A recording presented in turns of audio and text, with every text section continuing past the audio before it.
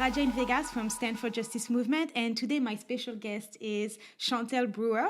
She's a teacher, a writer, and a speaker. She's the wife of a firefighter, and on top of this, she has 5 children. This woman is like Wonder Woman to me. I only have 1 child, and I can see how hard it is to get things done. But this woman doesn't let anything stop her from getting things done. So I'm amazed by her.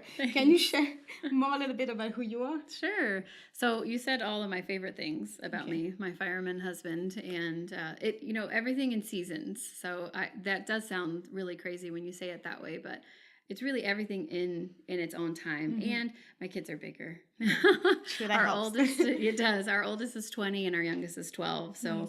I'm out of the diaper stage. I'm out of that where they need me quite so much stage. Now it's a lot more conversation and a little bit less hands-on. So I'm not as tired. I'm still tired, but not as tired as usual.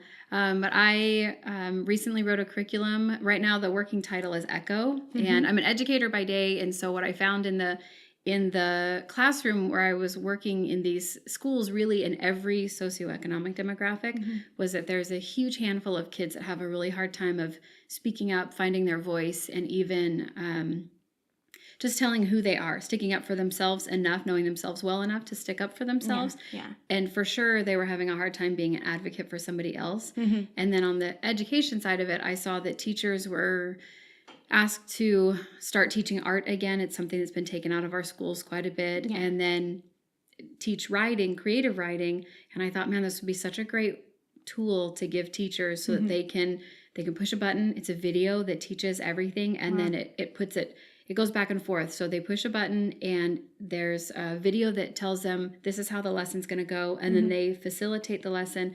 And then they wrap it up with another short video at the end. Amazing. And it's great because it walks the kids through really finding their own voice, which I know you know. But those kids that don't seem to be able to tell their own story or identify their own emotions or say no, in any area, they usually are the ones who are most at risk for so much. So true. If I can help a teacher with that short amount of time they have with their students each year to build that in a kid, eventually we want the curriculum to be grades 5 through 12. Nice. Right now it's just 5th and 6th grade. Okay. So wow, that's amazing. I love it. I love what you're doing. It's so great. Thank you. How did you become aware of human trafficking? So actually, I didn't realize this until just earlier when we were talking, but I was my brother's +1 at the Awaken banquet. Oh, nice. And so it was their fundraiser, their annual fundraiser. And I had no plans that night. And he's like, hey, come be my date. And so I went, and you were our speaker. And you told your story. And I just was... Well, I was enamored with you to be able to stand and tell your story so well without, and with such strength. And in my experience, in my very limited experience, I didn't realize women who have been through so much, the strength that was behind them. Oh, wow. And I come from some pretty strong women too, but to watch that even in spite of all of that you could be so strong. And I just thought that this is so fantastic. So I met Melissa Holland. I went up and I introduced myself awkwardly, and then I sent in a volunteer form, and a year later I was the MC at their next banquet. That's amazing. I love it. Yeah. I love it. Yeah. It's so funny because before I asked her to come here and share, I didn't even know that. Really? So yeah, it's just like when you said it, I'm like, I didn't even know. Yeah. It's amazing how God does. And and I think for me, like when you talk about being strong, I think it's God in me. Sure. Because I know like sometimes I'm like, how do I do those things? And I'm like, God is the one that makes me strong when I was weak. So it's amazing. One more question I want to ask you. You wrote a blog on the misconception that people have against human trafficking and about human trafficking. Can you share more about this? Sure. Yeah. So what my role with our organization is, I'm on the prevention team, and there just aren't enough things happening right now in neighborhoods, in education, where it really needs to be. Talking about how trafficking is really happening. And so I think it's throwing this shade over the truth. Yeah. And it's getting people so focused on ways that trafficking never happened. So our parents are they're just remaining ignorant and panicked. Everyone's in this state of panic that, oh, my kid's going to get kidnapped. And so they're focusing over here where in our experience that is not actually how it's happening. It's really subtle. It's online. It is through apps that are all over our children's phones and young children. And people are shocked when I say, I'm part of a prevention team for anti-trafficking, and they say, do you help kids not to get kidnapped? And I say, no. I help parents to be aware that, first of all, their kid needs to find their voice. They need to speak up. They need to be advocates in a really small way at home and really aware of what's going on with their kids. And then they need to make sure that their really basic level needs are being met, because real trauma leads to at-risk kids just as much as perceived trauma. So if your child grows up thinking, well, I'm not loved, no matter how much you've tried to show them that they're loved, if they're not receiving that, they are just as at risk. So it doesn't matter that you make 6 digits a year. It doesn't matter that you're a millionaire or, you're from a suburban upper class home or middle class home. If your child feels that those needs are unmet, they're going to find the path of least resistance and go find wherever that comes from. And traffickers are just sitting online waiting to be the person to fill in for that. So that was a lot of what I talked about, and just really trying to open up everyday parents, open up their eyes so they can see, to kind of throw that shade, I guess, off of that, how things are really happening. It's subtle.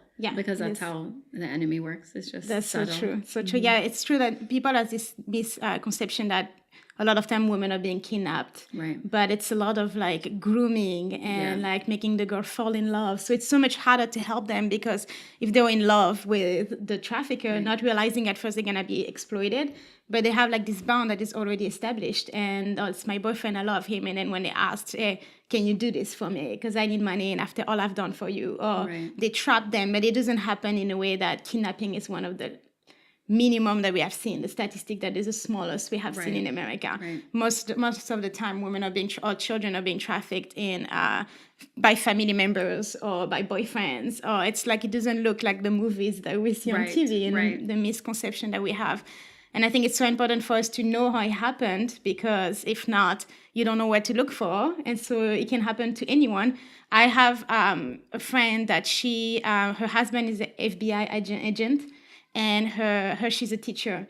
And their daughter, so 3 of the other kids, I believe it's 3, are like super successful people, okay? And the youngest one, it made me think of what you said. She had very low self-esteem. She didn't know how to receive love. She didn't feel good about herself, and met a boyfriend that told her that she was the world to him, and he ended up exploiting her into trafficking. FBI agent daughter. And they saw signs and they were like, oh, what's going on? Something's happening. I don't understand what's happening with my daughter. So they thought maybe it was drugs. They didn't know what was happening. And then they found out she was being exploited and trafficked.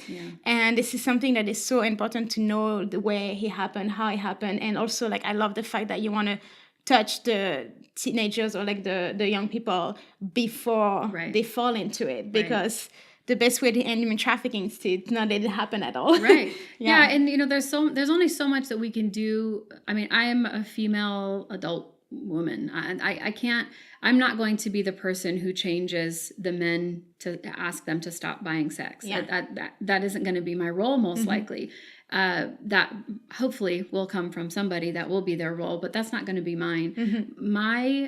My total investment is with these kids, to let them know that you don't have to be 30 to speak up for the person next to you. You can be 12 years old and you can say, what that person's saying about you or what they're doing to you is not okay. Let me take you to somebody who's safe to talk to. Because if that kid doesn't know it, then maybe this one does. Maybe we can make more advocates at that younger level and say, you don't have to put up with that. You don't even need to let those women talk about you like that, or those boys talk about you like that. Come and be over here, and I am a safe friend, and I'm going to love you for who you are. And it just change, it kind of changes their understanding. And then hopefully what I've seen happen is they begin to speak those truths over themselves rather than what somebody else is. You're only worth what I can get from you, or you're only worth this much. And so if they have other safe people saying, no, that's not true. I like you just like this. You can come over here and not do those things. Then that could be their path of least resistance, to be filled up with what their real basic needs. That's amazing. Yeah. I love it. Yeah. I love it.